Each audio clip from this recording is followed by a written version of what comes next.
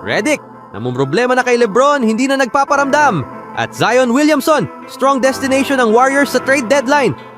Ngunit bago ang lahat, kung gusto nyo ng original shoes, New Curry 12, mabibili lamang sa halagang 5,100. I-click lamang ang link sa comment section. JJ Redick hindi sigurado kung kailan babalik si LeBron James sa Lakers.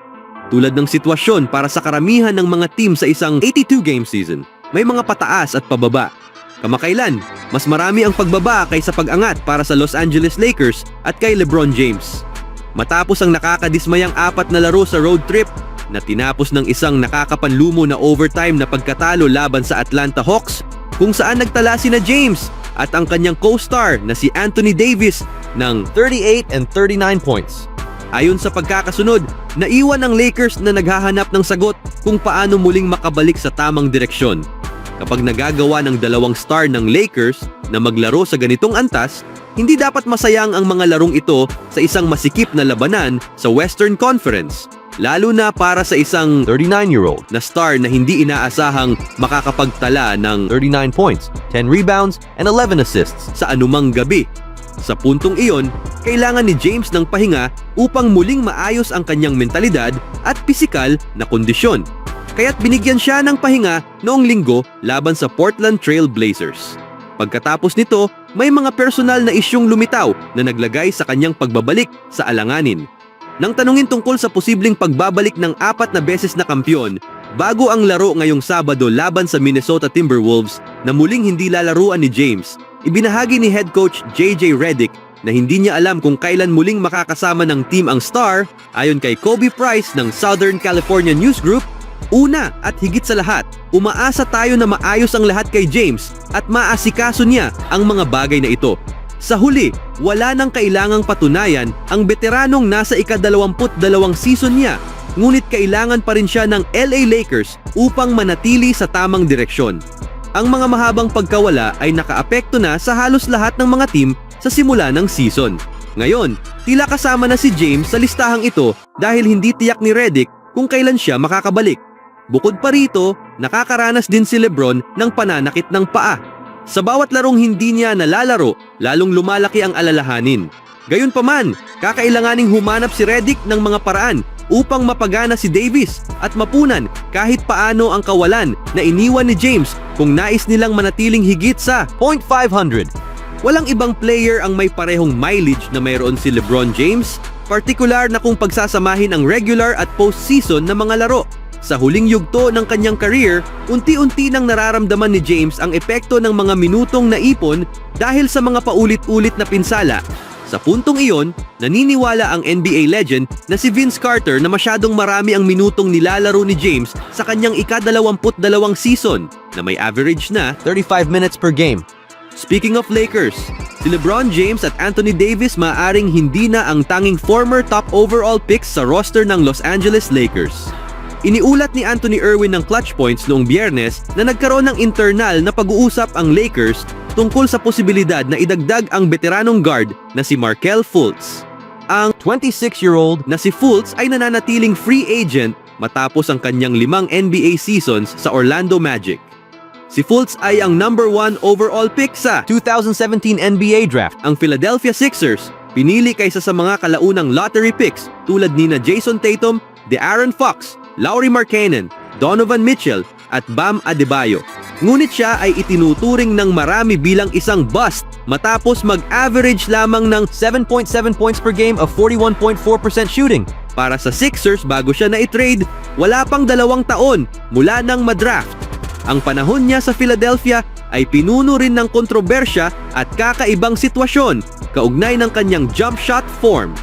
Gayunpaman, nagawa ni Fultz na unti-unting buuin muli ang kanyang reputasyon sa mas low-stress na kapaligiran sa Orlando kung saan nagtala siya ng 14.0 points, 5.7 assists, and 1.5 steals per game in 2022-23 season. Sa kasalukuyan, hindi nakakapagbigay ng sapat na kontribusyon ang backup point guard ng Lakers na si Gabe Vincent, kaya maaaring may potensyal na interes ang Lakers kay Fultz. Gayunpaman, maaaring kailanganin pa ng mas marami pang galaw tulad ng pag-trade para sa iba pang target na ito upang mapabuti ng Lakers ang kanilang pangkaraniwang record na 13-11 sa season na ito. Ano sa tingin niyo mga kaibigan? Sa huling balita, maaring maghanap ang Warriors ng isa sa pinakamalalaking pangalan sa NBA sa isang trade.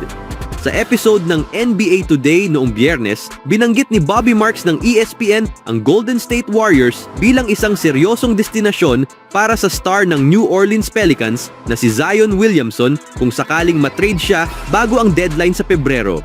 Ngayon, si Zion ay isang kawili-wiling kaso dahil sa kasalukuyan siyang injured at hindi natin alam kung kailan siya makakabalik, sabi ni Marks. Para makita ang kanyang pinakamataas na halaga, kailangang nasa court siya, maging sa isang trade o sa Pelicans. Lagi kong naiisip ang Golden State bilang isa sa mga team na posibleng puntahan ni Zion. Si Zion Williamson ay naglaro na ng 5 season para sa Pelicans. Siya ay may average na 24.6 points, 6.6 rebounds, and 4.2 assists of 190 games in regular season. Ang mga injury ang naging malaking hadlang sa kanyang 6 na taong NBA career. Ang Jones fracture sa kanyang kanang paa ang nagpahinto sa kanya ng buong 2021-22 season. Gayunpaman, kapag nasa tamang kondisyon, si Williamson ay isa sa pinakakapanapanabik na player sa liga. Kung iwawaksi ang mga alalahanin sa injury, malamang na magiging malaking pag-upgrade si Williamson kumpara sa mga assets ng Warriors na posibleng ibigay ng New Orleans kapalit niya. Ipinaliwanag ni Marks kung ano ang magiging itsura ng trade para kay Williamson patungo sa Warriors. Kung naghahanap ka ng susunod na superstar na posibleng may mataas na potensyal, naniniwala ako na si Williamson ang maaaring maging player na iyon kung siya ay nasa kondisyon. Kung titingnan natin kung ano ang maaaring ibigay ng New Orleans o Golden State sa trade, si Andrew Wiggins ay tiyak na malaking bahagi ng trade na ito. Pagkatapos ay idagdag mo ang isang player tulad ni Brandon Podziemski at isama na rin natin si Kevon Looney, paliwanag ni Marks. At pasok ito sa sistema ng ESPN NBA trade machine. Si Wiggins, Podziemski at Looney ay mga mahalagang role players ng Golden State, ngunit kailangan mong magbigay para makakuha. Si Wiggins ay nag-a-average ng solidong 17.2 points of 46.0% shooting, ngunit hindi naging kasing produktibo sina Podziemski at Looney. Si Looney ay isang veteranong maaaring nasa pagtatapos na ng kanyang matagumpay na panunungkulan sa Warriors na kasama ang 3 kampyonato sa NBA. Si Podziemski naman ay maaaring makita ng iba bilang isang struggling prospect ngunit may mataas na potensyal. Kaya naman, kung Golden State ka at naghahanap ka ng potensyal na all-star na may mababang risk, ito na ang pagkakataon mo.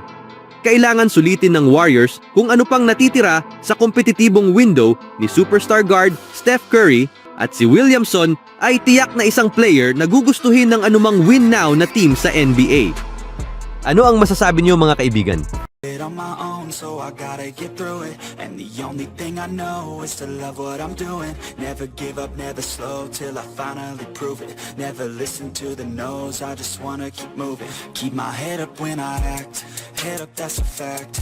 Never looking back, I'ma keep my